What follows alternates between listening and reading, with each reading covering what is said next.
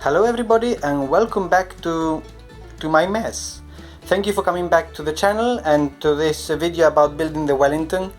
I'm not sure what this video is going to be exactly about because I have a lot of things ongoing, so let's take them one by one. First thing, some good news. I just received some post with some of the pieces that I'd ordered. So I've got some propellers, I've got one more motor. I only had one, so I needed two for this one. I've got a servo. I already had one, but I got one more just in case, and a new ESC, and also very important, the gearbox for the motor. One thing I must confess is that the prices have gone significantly up on the one hand, and also there weren't so many pieces available. So I don't know if it's maybe that a lot of people actually following this model of using these pieces or why, but I was a bit disappointed about the price that we have now on a lot of these pieces. But anyhow, it's still cheaper than many other versions. So that's about the progress on the shopping. I think there might still be some pieces missing, but that might come then later on. And then what I'm going to be focusing on is on assembling the wings. What I have done, I've already bent the wire. This is the wire that will move the ailerons, and I've also put a control horn in there. I've already fit it all in together once, so it seems to be fitting. I've put in some stands here to put on to make sure the dihedral is kept and that everything is straight and level, kind of. This is just some scrap bolts I was going to use. So all this looks very messy, but that's just because I just took it apart to see how I could fit the ESC in here. So it's going to be a bit of a combination of building the wings and doing all the what are they called? All the ribs that are actually quite a lot, so that's going to take some time, and also making sure that all the electronics fit and that there's no collision. I'm always worried about a big collision somewhere here in the middle between the push rods. The push rods for the ailerons on the one hand, and then the push rods for the tail surfaces. So I'll be focusing on that, and then I'll probably also have to start building up the engine nacelles and the cowlings. I've got the bases there, but then I still need to cut out the formers and things like that. So, and that's also going to take some time because as I'm doing an RC conversion, I've decided to go for the pure RC conversion. So I'm going to have to figure out how I'm going to mount it all there. So yes, this is a mess, but gradually it's going to take a better shape, I hope. So follow me along on this one. So let's see if now I can give you a bit of more tidy view of what's going on with the Wellington. I've started to cut out the ribs. That takes time, and I have realized that if you remember, if you've seen the Mosquito video, the Mosquito had a double main spar and had also a rear spar in addition to the leading and trailing edges. This one doesn't have it, so what I've realized is that I need that in a way to keep the angle of incidence of the leading edge. So I'm going to have to somehow make do without it. I'm going to have to figure out how to actually do it, because it is quite important, that actual angle of incidence, right? So it's about the angle of the cut on the ribs here, this cut, and also the angle of the cut in the main spar. So not going to be so easy. What I have done, I've corrected a little bit my what, I don't know what these called, these stands for the dihedral, with the difference to put on the leading edge. So actually the spar is going to go there, leading edge is going to go there, and the trailing edge is going to go here, right? So like this, there's that kind of difference. The difference that I put in there is the difference between the base, if I take any given rib, the base and the leading and trailing edges. So hopefully like that I can keep that angle of incidence. So a bit of a challenge there, but some good thinking going on, so I'm enjoying it. As you can see, at the moment nothing is glued from the wing, so just these formers are stuck, but not even the main spar is glued, as I want to assemble most of the pieces before I have a clear strategy on the gluing actually. Let me zoom out slightly.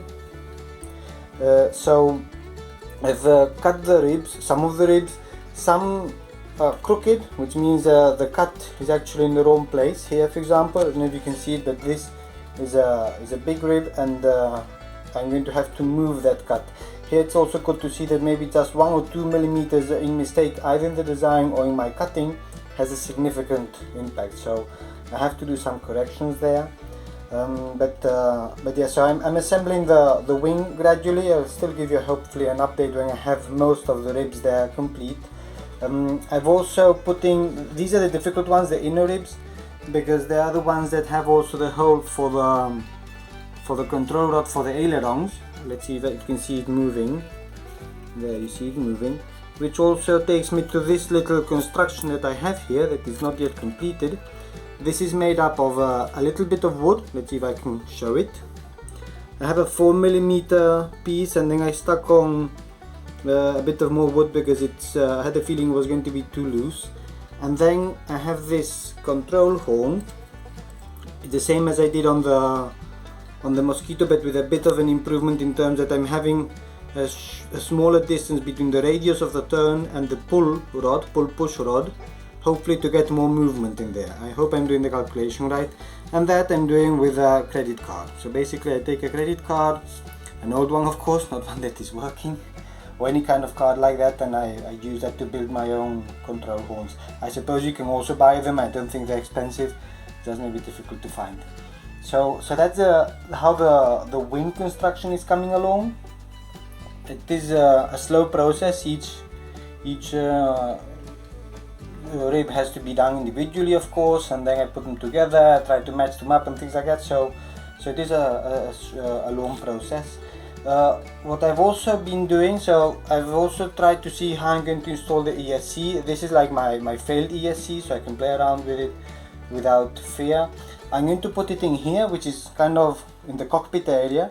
This is the plan where it's going to be. Let's see, I can squeeze it in there a little bit that you can see how it's going to go.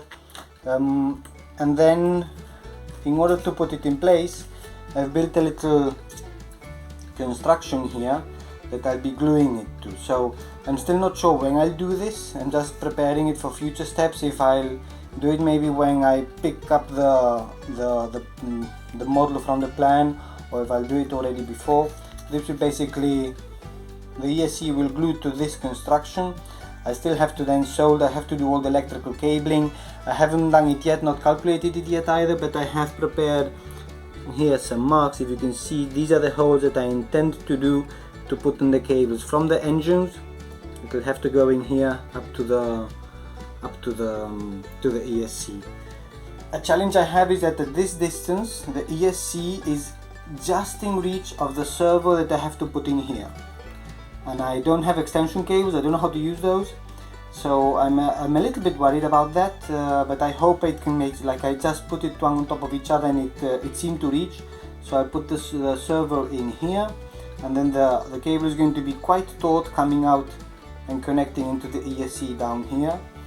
And then at some point also then the control rods for the rear control surfaces, they're going to have to come through. I'll probably do that then when I pick up the model, because I'm going to have to basically guess where they go at first and see how it goes.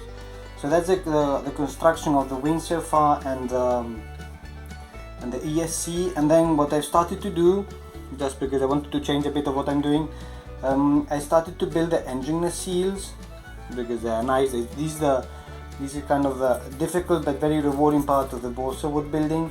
So what I've done, I've cut out some balsa strips 1mm thick. I've wetted it and I've put it around this empty tube of sellotape, which is kind of the diameter that I need. I think it's actually this one, yeah, it's this one. And I'm bending it over, folding it over, and then at some point I'll glue it also, and that's basically going to be the engine nacelles. I'll have to bring out also the other bits of the engines to see how it's going to fit. I'm probably not going to fit them on yet, but at least have them there so that I can measure at least the cables and things like that. So, but the engine nacelle, I somehow wanted to start it up, even if it's not needed yet, but I'll start it up because it's a fun part somehow, it's rewarding. So, some progress. It is a slow progress and I don't have so much time, or as much time as I would like to have, but there it is. So I hope you enjoyed. So I'm going to wrap up this video. As you can see, I've cut out all the ribs so far, so it's like 10 ribs on each side, or 9 actually, because I haven't cut the base one. And those are all now presented. They're not glued because there's still going to be some corrections needed, as I was saying before, especially this one. Basically that one is really very crooked, so I'll be doing some corrections before I start with the gluing approach, and that will be then in one of the next chapters. Another thing that I've been doing, maybe it's a bit early, but I wanted to start to do the engine cowlings. So these are the engine cowlings that I've started to do. I'm following the plan as much as I can, but I'm going to be putting different kind of engines, so it's a bit of a hybrid, so it's a bit of experimentation. As you see, it's nice and round. That's kind of very rewarding. Here I've already marked, I don't know if you can see it actually, maybe from the inside, I've marked the hole that I'm going to cut out for the gearbox to go through. Wait, let me remove this propeller. So this prop holder will go, actually should fit into this hole here. Let's see if I can show it. And I've also cut somehow the two circles of 2.5mm, glued them together, and that will be kind of the nice look from the engine cowling. So that's what it's going to look like somehow. It's not completely scale, it's not perfect, but it looks good enough for me, I think. So that's in the progress. Anyhow, so thank you everybody for following along on this one. A lot of little pieces and more challenges to come. And of course, keep watching. I'll see you next time.